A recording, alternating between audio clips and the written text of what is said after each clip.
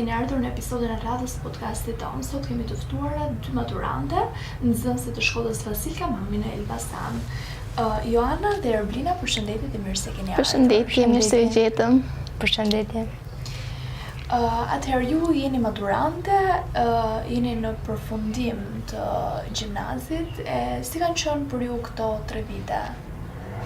Tani, mësuesit e 9-vjeçarës na thoshin gjithmonë që gjimnazit do mbaroj shumë shpejt, 3 vite do kalojnë shumë shpejt, edhe unë nuk e besoja, por tani që i kam kaluan shumë shpejt, edhe ishte eksperiencë e bukur, kishte vështirësitë e tij, kishte eksperjenca më të bukura, mendoj që është diçka që do marrë me gjithë jetën. Si çdo maturant tjetër, edhe ne kemi këto vështirësitë tona, këto emocionet tona të maturës, të provimeve. Edhe ishte një eksperiencë shumë e bukur në maturë, kemi kaluar kohë shumë bukura bashkë, edhe jemi mësuar goxha me njëri tjetrin, edhe jemi shumë mirë. Me qëra fjala tek matura, si po e përballoni këtë stresin e provimeve, edhe a keni menduar çfarë do vazhdoni në universitet? Tani është shumë e vështirë të vendosësh, kemi disa ide. Unë më pëlqen të vazhdoj për gazetari, është diçka që ndjej, mendoj që mund ta bëj.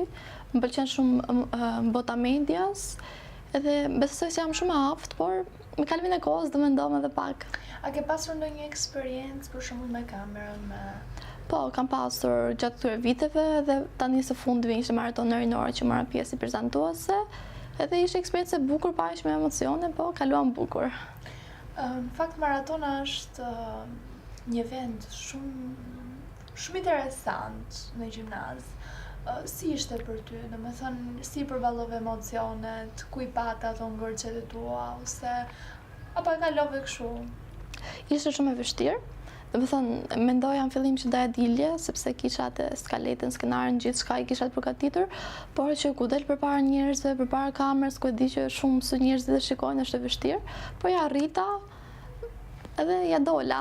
Edhe pse jo në gjysmën finale, po ka rëndësi që marra pjesë. Unë jam shumë ndryshe nga zgjedhjet e Joanës, jam për mjeksi. Më pëlqen shumë dega e mjekësisë, më pëlqen shumë që të ushtroj këtë profesion, të ndihmoj njerëzit, edhe jam shumë e bindur që do e bëj këtë profesion. Në fakt që t'jemi të sinqertë, domethënë mjekësia është një profesion shumë lakmuar nga çdo prind shqiptar. Marr shkas edhe nga eksperjenca ime, domethënë prindrit e mi do bënin gjithçka që unë të vazhdoja për mjeksi, po mendoj që është thjesht prirje dhe në momentin që ti nuk je shumë i dhënë pas kësaj gjës, edhe nuk mund ta bësh dot. Si futesh dot? Më mirë ti jesh më i mirë në një fushë ku ti me të vërtet e gjen veten, sesa kështu që jam e sigurt që prindrit e tu janë shumë të kënaqur, po jam kurioze të di çfarë mendimi ka jo vetëm familja, po dhe shoqëria jote për zgjedhjen që ti ke menduar për të vazhduar për gazetari. Tani, familjarët e mi nuk e parapëlqejnë, sepse siç e dim, gazetaria tani mendojnë që thotë nuk ka punë, se kjo është që të vazhdojmë në shkollë që të gjejmë një punë, kemi të ardhura, edhe nuk dëshirojnë shumë, se kam shumë dëshirë që ta vazhdoj për gazetari, sepse po edhe nga shoqëria, nga që tani këto kohë të sotme Brezion ka këtë trendin në arkitektura, mjekësia, këto gjëra, edhe si ku ndihesh pak e veçuar, ku e thua këtë dëshirë, edhe shumë herë stepen për ta thënë këtë gjë, por tani kam shumë besim me vete që do e dal, edhe në fundit është zgjidhja ime dhe unë do e vazhdoj gjithë jetës. Është pak vështirë nga prindit që të mbindesh, por do e dal, besoj. Tani, mjekësia nuk është që kemi mundësi këtu në Elbasan, dhe patjetër që nëse ti do vazhdosh për mjeksi do e sheh drejt Tiranës apo jashtë vendit? Drejt Tiranës, atje do mundohem që t'ja dal mban vet, do vazhdoj shkollën, do vazhdoj studimet andej, dhe mendoj se do dal me nota shumë të mira që të ushtroj këtë profesion. Po ti e ke menduar të vazhdosh në për Tiranë apo këtu në Elbasan, se është e hapur si degë edhe në Universitetin e Elbasanit? Unë kam menduar ta vazhdoj këtu në Elbasan, sepse kam më shumë mundësi, është dhe më thjesht nga ana psikologjike, sepse kam dëgjuar shumë nga shokët e mi që nëse vazhdojmë Tiranë dhe jemi larg familjes, do detyrohemi që të vazhdojmë dhe një punë, edhe mendimin tim që ose do bësh punën ose do bësh shkollën, edhe mesdoj që nuk do e dalë. Ndërsa këtu në Elbasan jam pranë familjes, do e kem më të lehtë. Ndoshta do mund gjeti një punë të dytë edhe mendoj që më këtu. Pastaj Universiteti i Elbasanit jep shumë mundësi të ndryshme dhe besoj që edhe mësimdhënia është më e mirë se këtu sesa në Tiranë, sepse atje do kemë shumë nxënës edhe se besoj që mund të bëj rast që të pyetesh ose kesh mundësi për të bërë më të mirën tënde. Po, në fakt po. Po sa i takon maturës, në fakt provimet e maturës janë afër tani. Po, shumë afër. Nuk ka për ky presione, këto ngërçet e këto emocionet para provimeve, si po e përballoni situatën? Tani që afruan edhe pak ditë ka ngelur, është shumë e vështirë, emocionet bën vete, ankthi, por që mësuesit, shoqëria, familja mundohen që ta bëjmë të thjeshtë. Janë pak të vështira, por nëse mësojmë do arrijë gjithçka. Kemi shumë përkrajën e mësuesve që na ndihmojnë të zgjidhim çdo problem, çdo paqartësi që kemi, edhe mendojnë se do ja ndalim ban. Një sugjerim nga ana ime si ish maturante do ishte që ta merrni me sportivitet, mos i lini emocionet që t'ju mposhtin, se nga eksperienca, eksperienca ka treguar që nxënës shumë të mirë që janë përgatitur shumë mirë edhe kanë pasur komplet bagazhin dhe gjithçka që të arrijnë rezultate shumë të mira, nuk e kanë dalë vetëm prej emocioneve.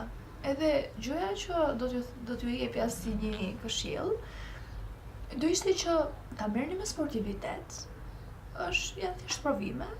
Ju e dini se ku jeni me nivelin tuaj edhe jeni përgatitur në kaq kohë, thjesht merreni me qetësi, mos ju mposhtin emocionet, pak para përgatitje edhe do ja dilni shumë mirë. Me përgatitje mund të arrijë çdo gjë. Unë jap dhe këshill bashkëpunëtarëve të mi që të mësojnë ta kenë mendjen tek provimet, se neve shohim dhe pjesën që ndërmarrin provimet matura, festa. Prandaj edhe sikur e lëm pas dore pak provime, por mendoj që provimet janë të parët, ato vendosin për të ardhmen tonë dhe do t'japim gjithçka që kemi, çdo gjë dhe emocionet i lejmë brapa.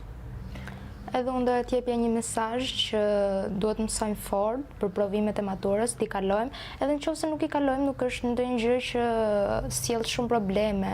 Mund ta vazhdojmë, mund ta ripërsërisim testimin në vjesht, edhe aty do ja dalim sërish. Unë në fakt ju sugjeroj që t'i merrni me seriozitet këto provime, pasi nota që do merrni përkthehet në mesatare dhe kjo mesatare ndikon shumë në degën që do mund të ndiqni nesër. Kështu që duhet që realisht të përkushtoheni, këto janë ditët e fundit edhe duhet ta merrni me seriozitet, me qetësi, nuk është ndonjë gjë e jashtëzakonshme. Fundja fare edhe në brezat e parë që kemi qenë para jush, kemi pasur ato sikletet tona, se është një gjë që ndodh për herë të parë edhe nuk je fort e përgatitur. Megjithatë, me qetësi, me dashuri, me seriozitet, me punë, Gjithçka kalohet, po. Kështu që unë ju uroj suksese, shpresoj që të dilni sa më mirë dhe të arrini çdo qëllim që keni. Faleminderit shumë. Ishte një kënaqësi që të Merrni pjesë këtu. Unë i sugjeroj që çdo gjimnazisti ta shijojnë sa më shumë gjimnazin, sepse është një periudhë shumë e bukur, me histori shumë të bukura dhe me momente shumë të bukura. Dhe që realisht kalojnë shpejt. Po. Ju faleminderit që ndat me ne në këtë episod podcasti, gjithë eksperiencën tuaj, pasigurit edhe çdo lloj ndjesie që keni për momentin. Ishte një kënaqësi e vërtet që të dëgjojmë rrëfime nga gjimnazistë, cilët themi të drejtën në presionin që ka shoqëria sot, ngurojnë që të dalin publikisht dhe të shprehin hapur mendimin e tyre. Unë ju uroj shumë suksese dhe shpresoj që çdo qëllimi juaj të realizohet. Faleminderit juve për këtë experience. Faleminderit.